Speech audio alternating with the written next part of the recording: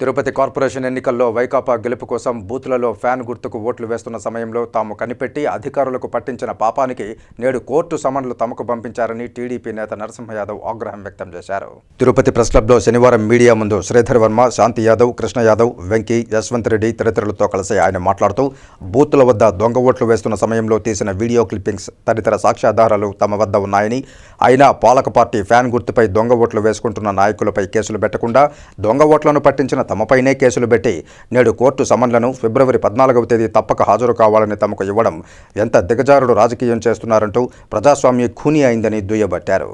ఏదైతే కోర్టు నుంచి warrants issue చేయడం జరిగింది పోలీసులు, ఈరోజు తిరుపతిలో దొంగ ఓట్ల దందా ఇప్పుడు కూడా భారీ ఎత్తున జరుగుతుంది.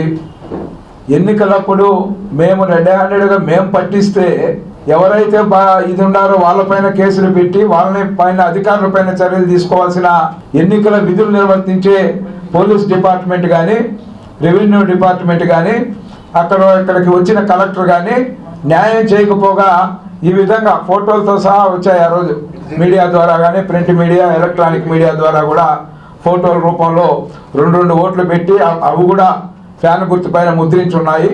దీన్ని పట్టుకోవడం జరిగింది. దీనిపైన చర్యలు తీసుకోకపోగా ఈరోజు నేను హుటాహుటిన అక్కడికి వెళ్తే నా పైన కేసు పెట్టడం, మళ్ళా మా తమ్ముడు రామాయాదవ్ పైన కేసు పెట్టడం,